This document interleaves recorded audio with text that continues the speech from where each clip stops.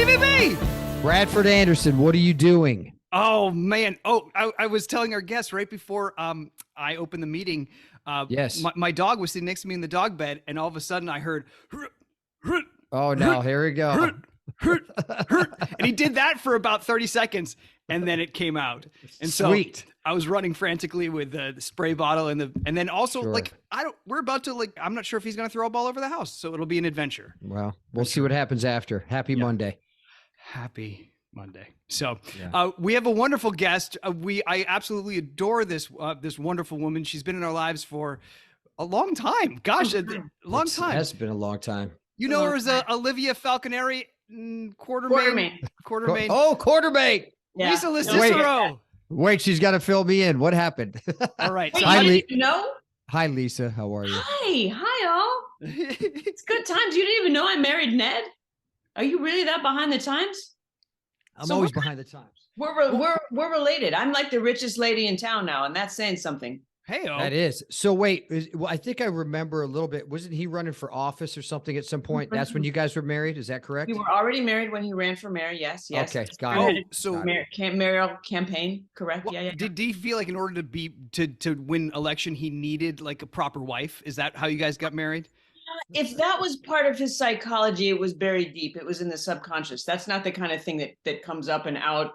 If that was part of it, nobody ever knew. Right. He wanted to do it, and I supported him as women on soap operas do. Oh, okay. Oh, but that's a whole nother conversation. And he was a great mayor until he wasn't. Did Laura supplant him Yes, as mayor? She did. Yes. Was it shady?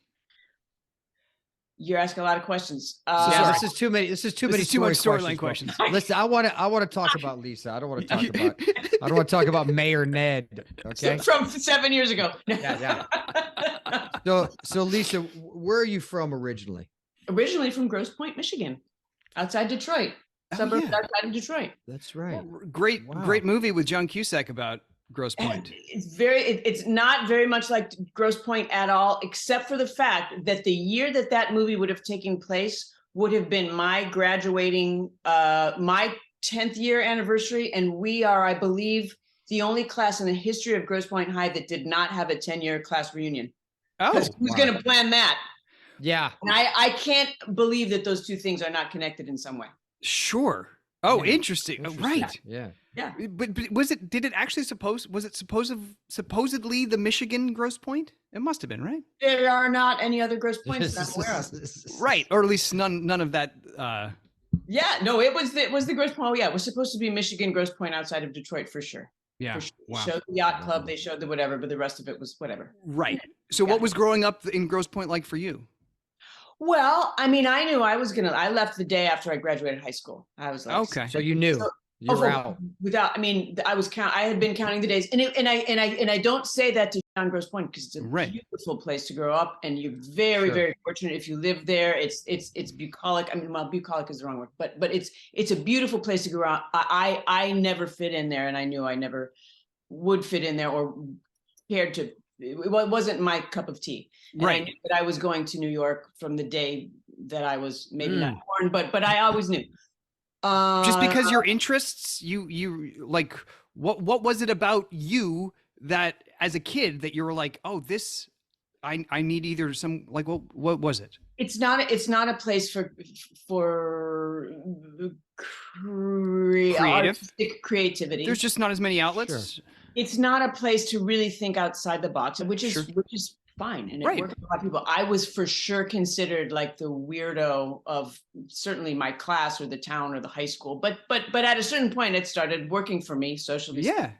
Once, and I always tell my kids, like, the year that I decided I didn't give a what anyone thought about me and stopped trying to be popular, and I was friends with everyone. I was friends with the jocks and the like orchestra and the theater nerds and like the rah-rahs and the popular, like everyone. I was not unfriendly with anybody. So I wasn't really part of any particular group. I was just kind of my own weirdo. Yeah. I played the harp in the orchestra and the violin, and like in my lunch hours when my friends were out like smoking, eating hot dogs, I was like in the music room practicing the harp or like singing opera. But that wasn't the kind of thing that you were going to do the rest of your life in Grosse Pointe. You had to get No, you got to go. Look, listen, Right. because we're all creative to some degree, and we interview people who are, and everybody from the Midwest, you got to get out. You got to go to New York or LA or Chicago. Usually. Yeah. Or yeah. Chicago, Somewhere. but not. Or at least in those days, it might be Not changing, but in those days you had to go.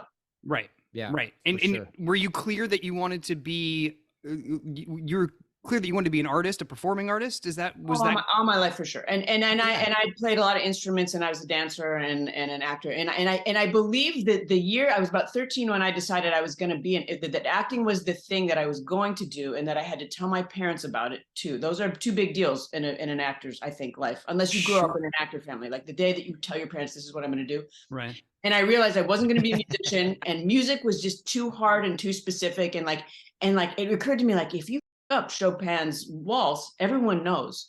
Right. As an actor, if you mess it up, like, you can just keep talking and figure something out. Right. Whereas the other stuff, like, you can't mess it up. That's amazing. I never thought about it from that. Like, wow. I know that was part of why I was like, yeah, that's the one for me. Because like, if even I'm doing another play now, like if you forget your lines, if you got half a brain, you can keep talking and whatever. And no one will know the difference. In the middle of Moonlight Sonata, and you're like, yeah, you're in big trouble. That's right. You're in big trouble. The show stops. You're done. You're right. Not good. Right. Done. Well, absolutely done. I mean, well, in daytime, we've definitely messed up and kept talking. I was going to say, most of the time. Yeah, I think we spent our career doing that. So. Just keep words. That's a necessary skill. I mean, the times that you're working with someone, it is a necessary skill, or you're on set and you see someone, you see someone mess up a line, and then just call it themselves. Like after you've been there for a bit, you're like, really? Come on, just keep talking. Just keep talking. Let's go. Let's go. But you do get some skills though, like especially when I was working with Maurice so much, you know, and obviously Lisa, you worked with him a lot. So it's like, you know, he'll go off, and then you're like, is he coming back? And maybe I'll throw a line in there. Oh, he's coming back. And he's coming back. And we save the scene. It's a bit of a double dutch because you're like, when do I need to jump in to save him? When is something akin to my cue line going to come up?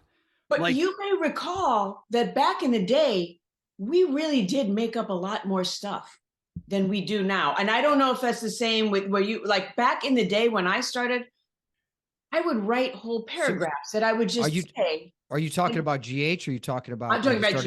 In New York. Okay. Oh, I know. I mean, on GH, we did. I recall very clearly being able to kind of just like say something that I thought would be good and say it, and no one would be like, you can't do that. And now it's a no. For the most part, it's not. That's interesting. I think you found something there that you had a little liberty with, because I don't think a lot of people would necessarily honestly do that. And the fact that you were able to, I think that's pretty cool.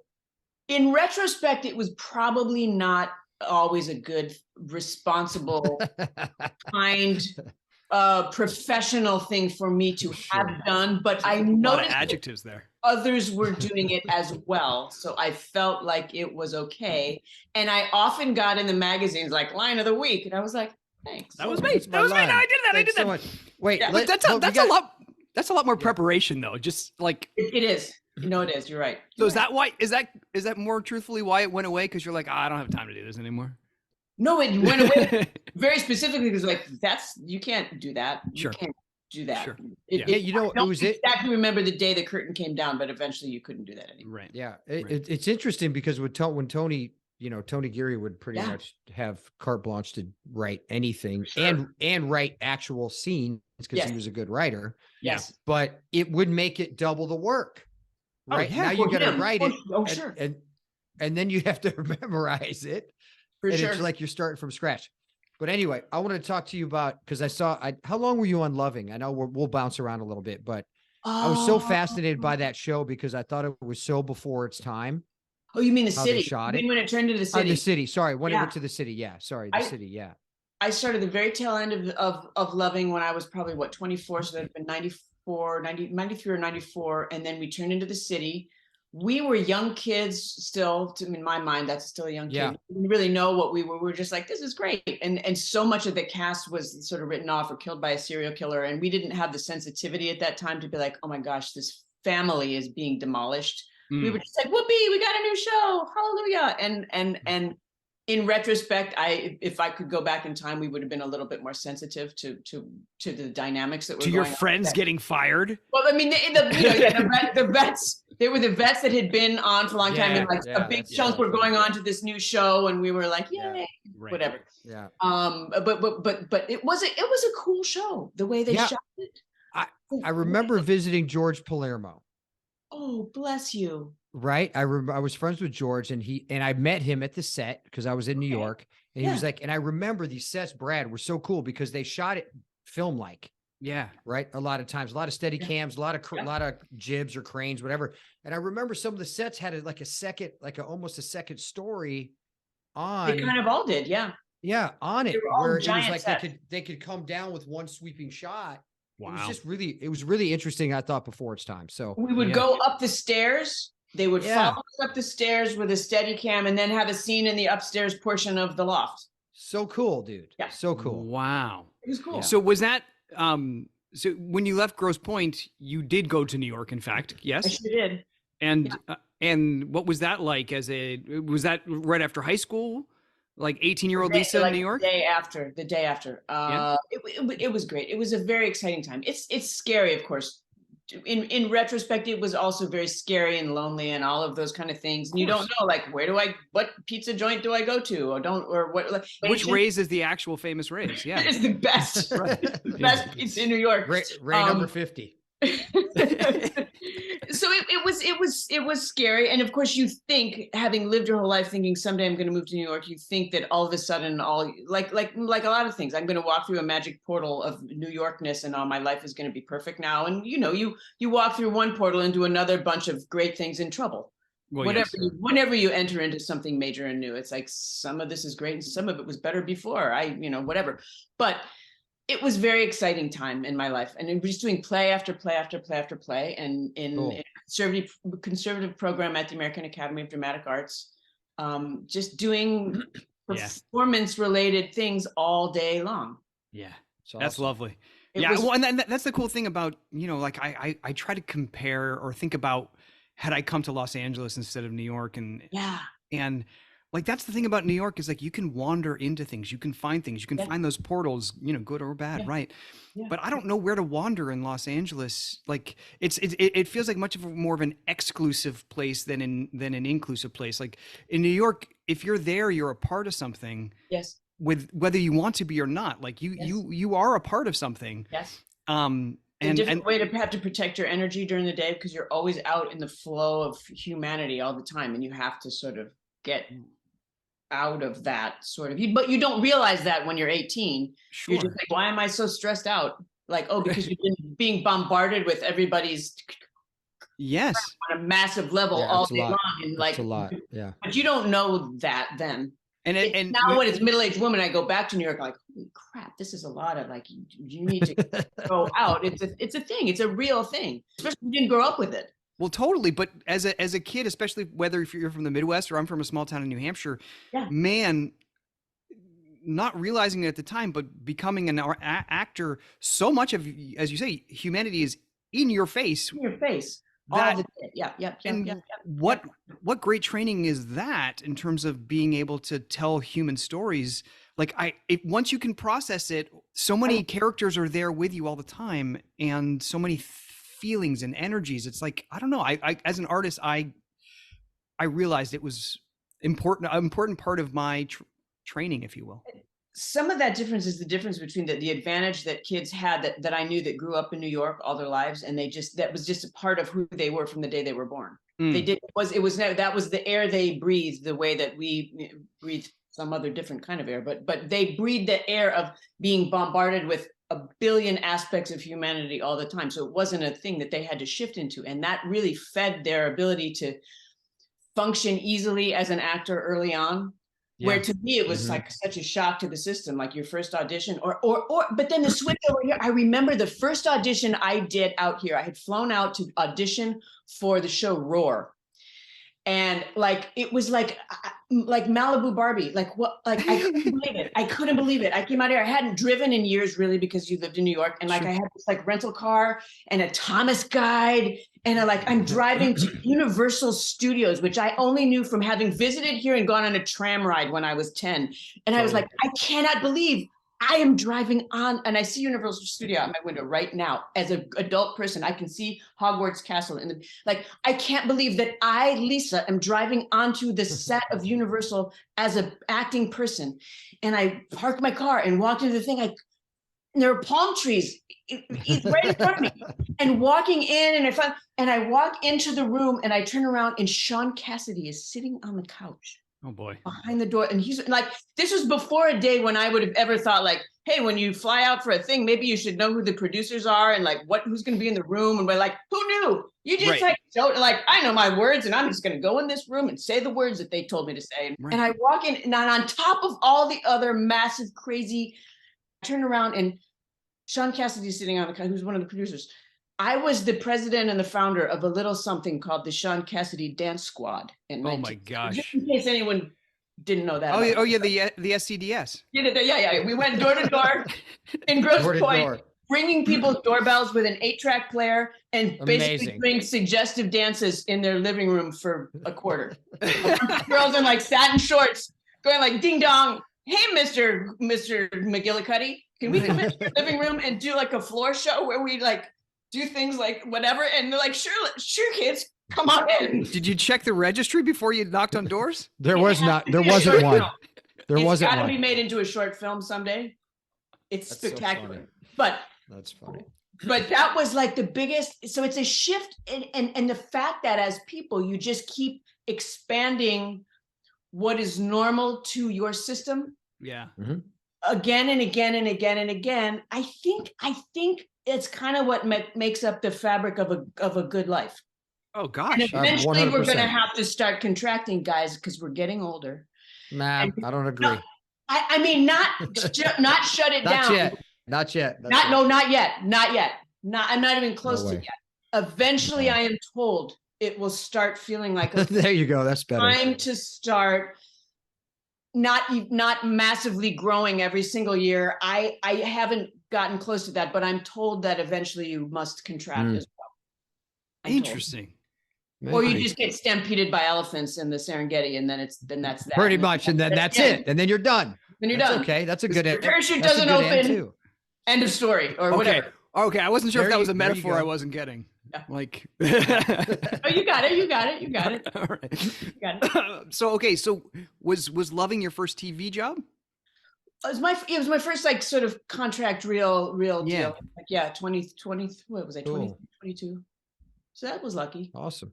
And now I could be wrong, but I feel like I remember you telling me in our years of knowing each other that you enjoyed watching daytime shows as a person. All my life. Everybody. Right. Oh yeah. Yeah, everybody knows that one.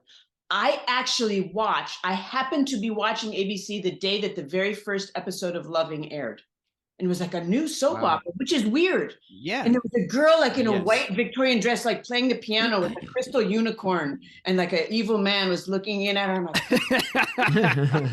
I think her name was Lily, and she's like playing the piano with a crystal unicorn and a like blonde hairdo and whatever. That was, and then that would be my first daytime show. My first Did you have so like cool. Somewhat of an intention to get onto daytime shows, or do you know what I'm saying? And when you and mostly General Hospital, my grandma, who's turning 100 next week. Hey, good genes.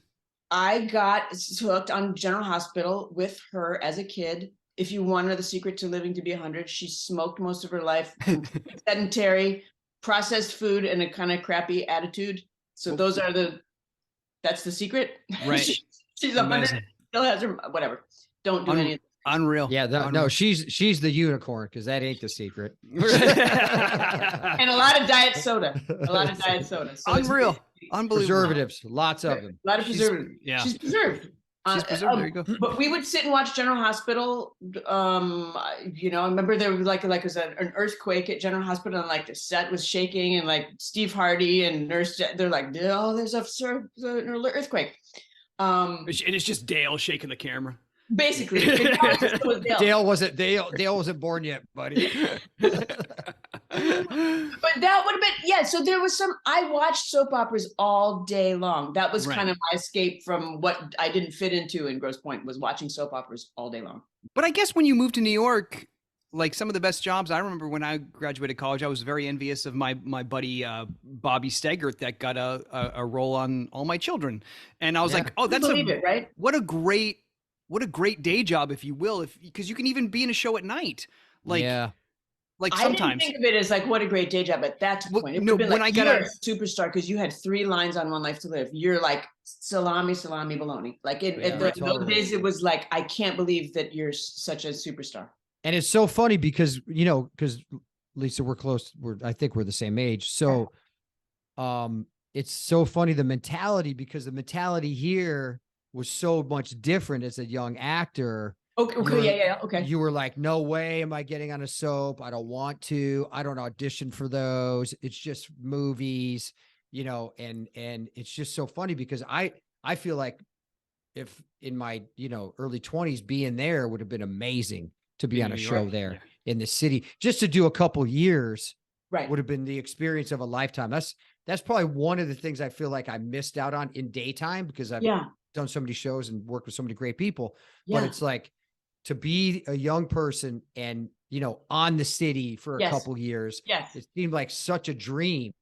Such a cool thing that I missed out on. But anyway, but I'm saying the mentality there was you guys were stoked to get on daytime. Here we were like, no, soap operas.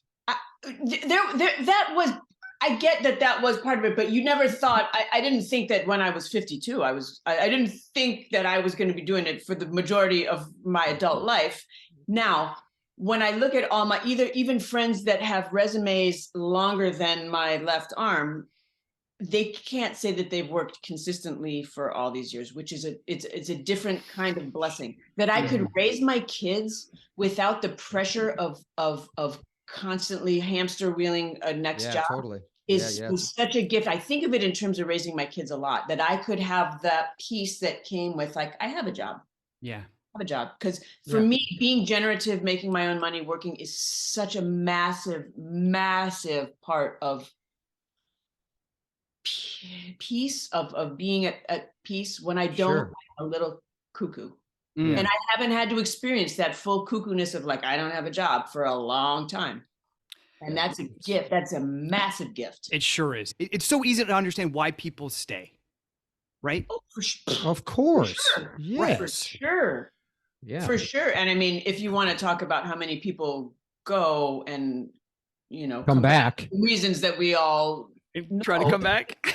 It's brutal. I mean, I don't want to say it's brutal out there. That's saying words bad. No, listen, I was fortunate enough to actually work, and then I chose to come back. Yes. Because of the lifestyle. Yes. Oh yeah. We've all had the best, and I went off contract after I had Verity.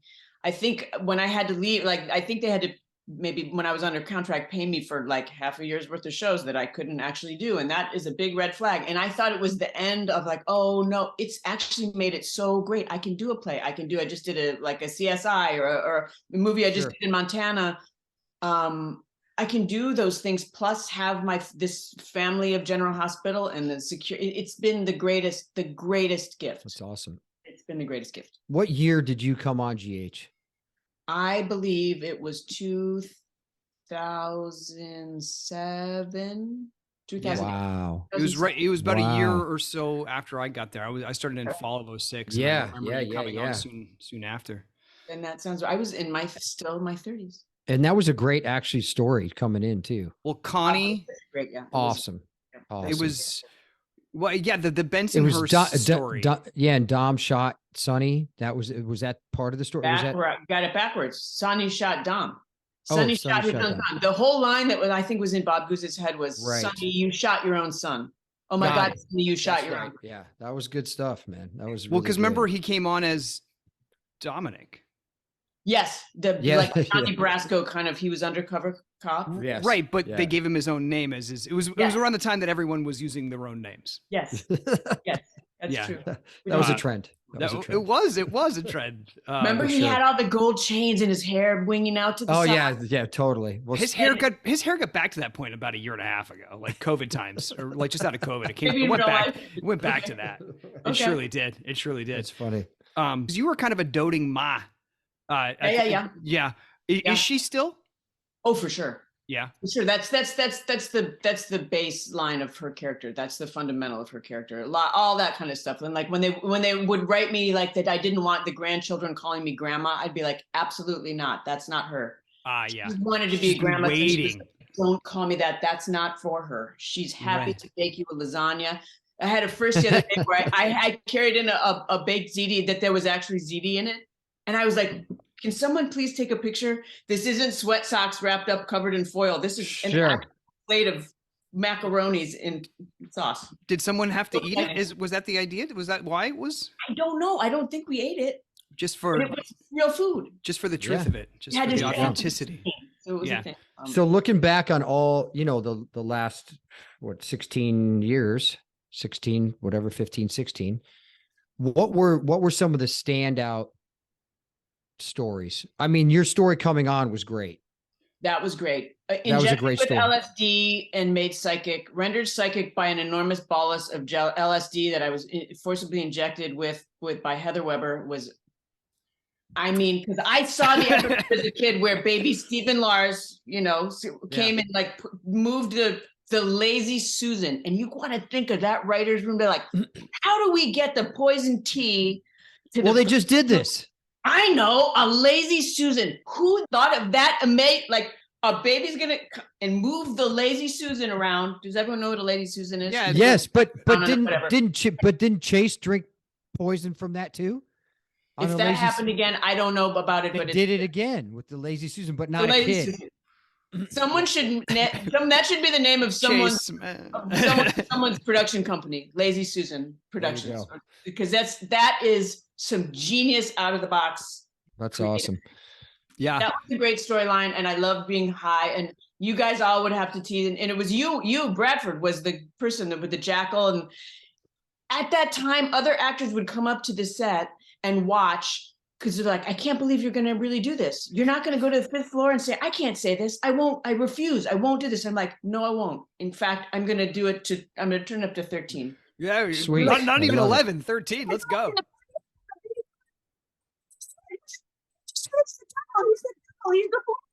And we had a lot of fun with that.